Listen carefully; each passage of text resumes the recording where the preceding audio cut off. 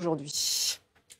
Merci Soria pour ce premier journal vraiment diffusé après des semaines de répétition. C'est donc historique. C'est historique, c'est écrit ici. Voilà, c'est historique, c'est marqué sur France Info. Il est bientôt 18h10 et c'est l'heure de nous rendre du côté de Radio France pour le rappel des titres. C'est l'essentiel de Le Brésil sur le point de tourner la page Rousseff, sauf qu'au coup de théâtre, la présidente brésilienne vit ses dernières heures à la tête du pays. Les sénateurs doivent voter d'un instant à l'autre sa destitution pour maquillage des comptes publics.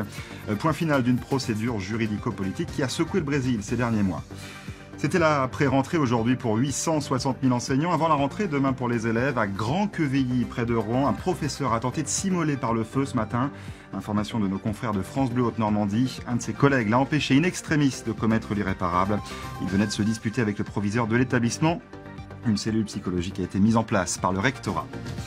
Le port du Havre toujours bloqué ce soir par la CGT. Le syndicat dénonce depuis ce matin l'interpellation de 2 dockers par la police pour des violences commises à Paris en marge d'une manifestation contre la loi travail. Le port est à l'arrêt, plus aucun bateau n'entre ni ne sort des terminaux.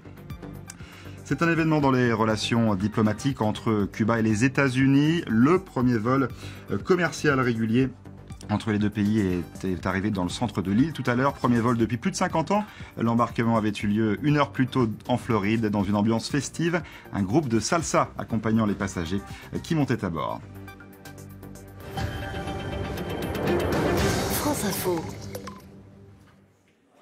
Voilà, c'est notre rentrée, vous l'avez compris. Et vous êtes nombreux à réagir sur le live de France Info, la rédaction numérique. Et vous êtes sympa, hein, bravo pour le lancement, beau challenge que commente Jojo92. Pierre Nus qui dit bravo pour ce très beau lancement, longue vie à ce gros projet.